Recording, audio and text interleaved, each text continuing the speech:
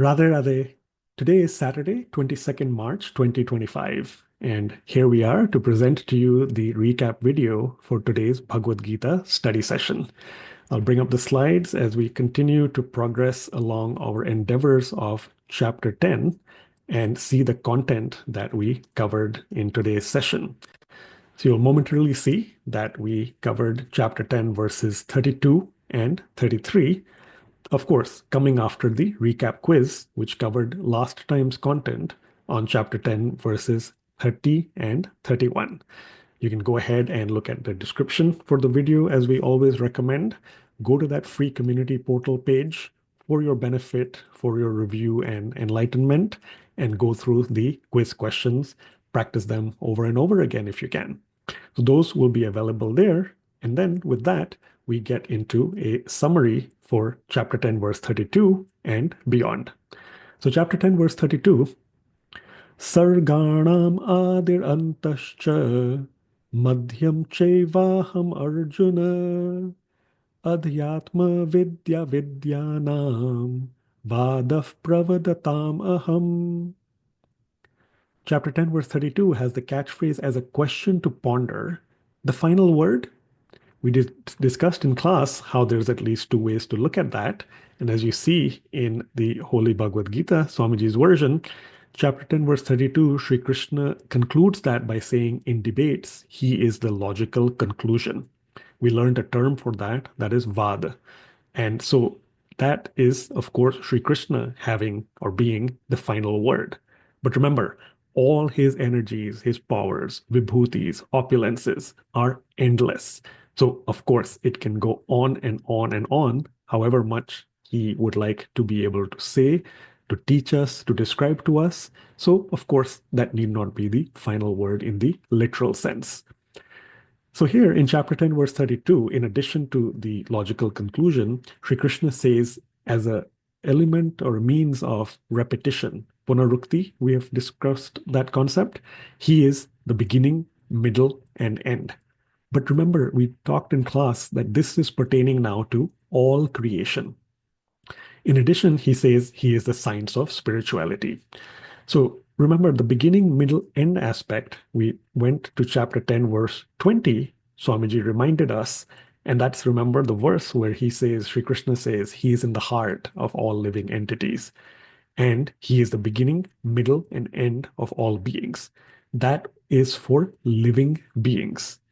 Today, chapter 10, verse 32, he says he is the same thing, so the beginning, middle, and end, but of all creation, to everything. No surprise, but he does, of course, state that very specifically. And then he is the science of spirituality, and again, of course, in debates, the logical conclusion.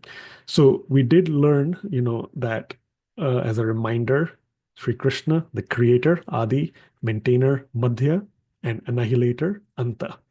So this is pertaining to all of creation.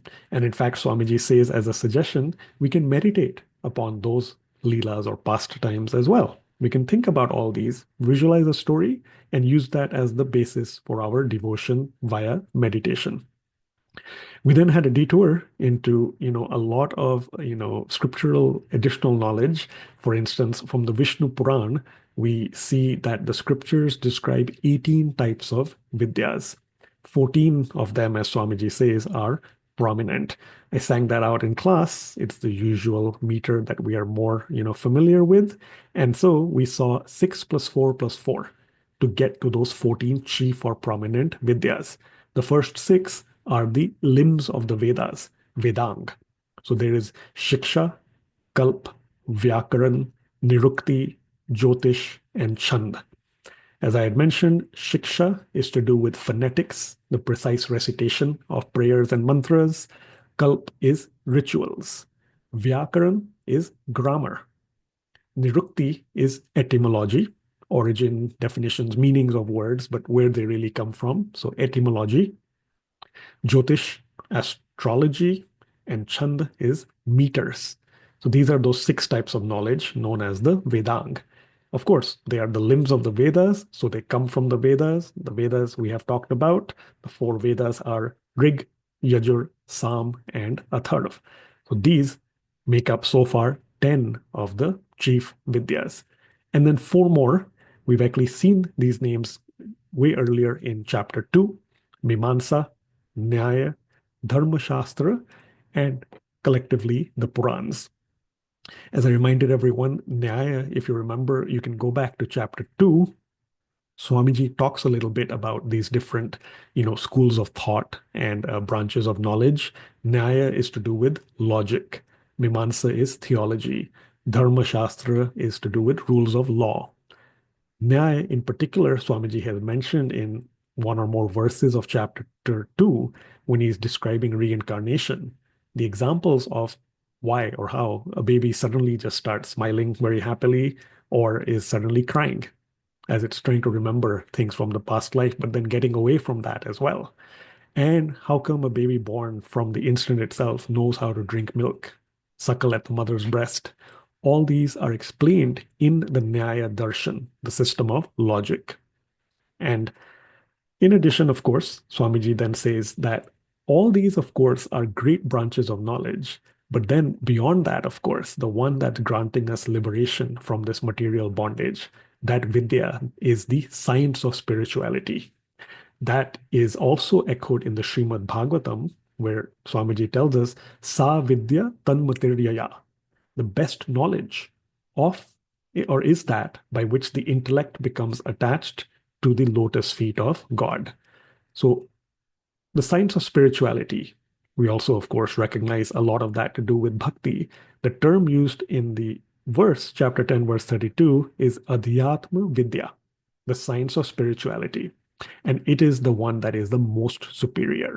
And that is why Sri Krishna says that he is, amongst all the sciences, amongst all the Vidyas, he is the science of spirituality. Remember also, we discussed chapter 9, the entire chapter is known as Raja Vidya Yog, Yog through the king of sciences, because back then we had already seen that Sri Krishna has talked about this being the king of sciences. Today, of course, as we see, it is Adhyatma Vidya, it is the science of spirituality. Finally, we see this concept of arguments and debates. We learned three new terms, perhaps. Jalpa is to find fault with the opinions or other statements, and at the same time, refuting them and asserting your own. That is Jalpa. So you establish your opinion.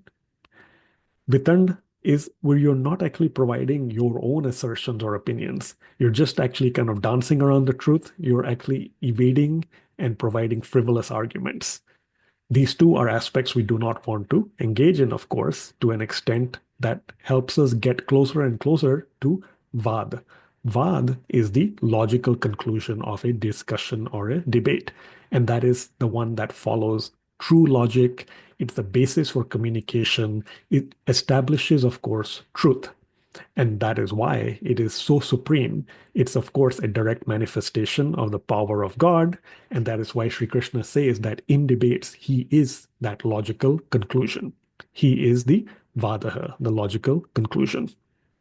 Remember, I also mentioned that if you want to humorously remember at least one of the terms, we want to remove the letter L from Jalpa and make it Japa. As you know, Mummy has often described to us the various aspects that we can try in terms of our sadhana and bhakti practices.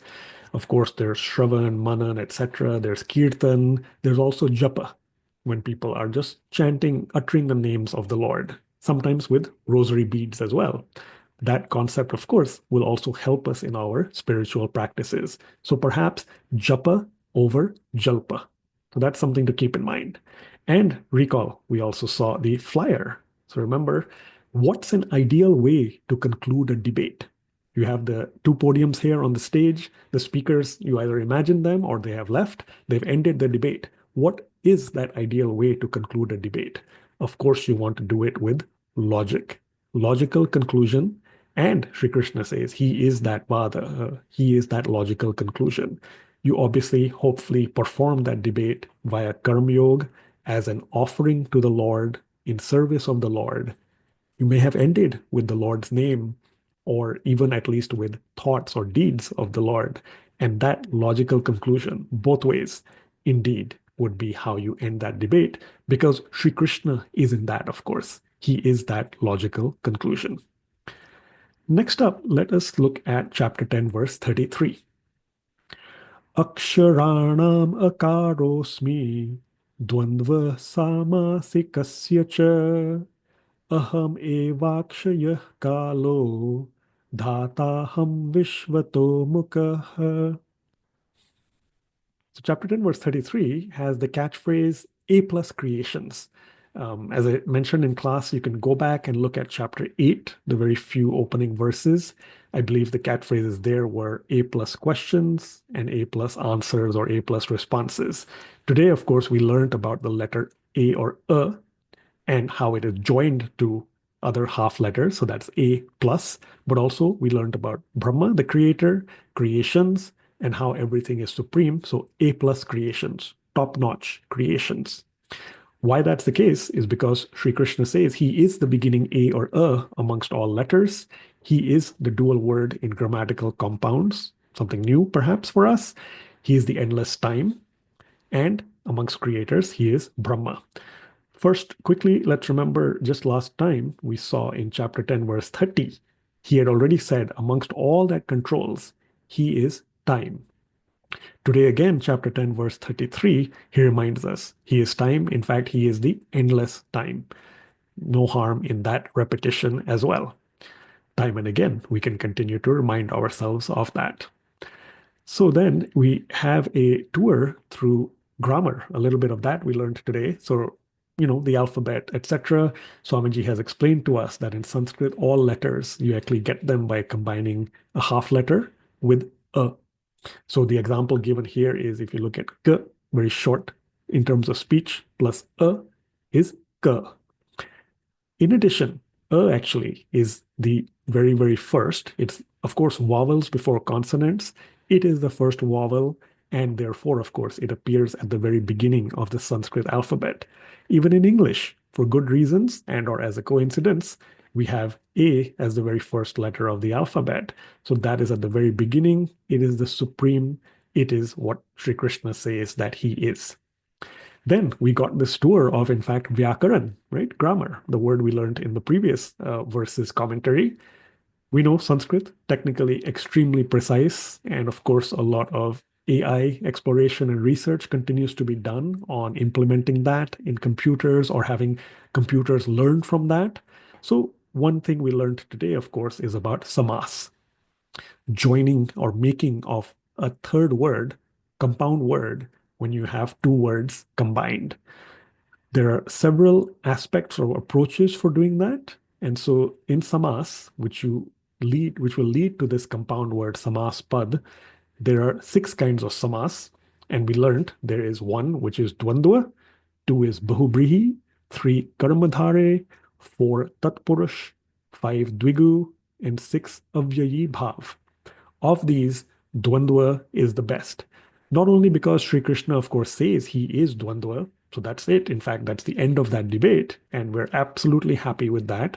But also because Swamiji says that why it's the case is because when you form that compound word, neither of the words loses its prominence or part of its essence or character. The example, very easy to keep in mind, is Radha Krishna. Both elements are equally strong in that new compound word, which is Radha Krishna. The other example we gave in class, remember, is Rama Krishna.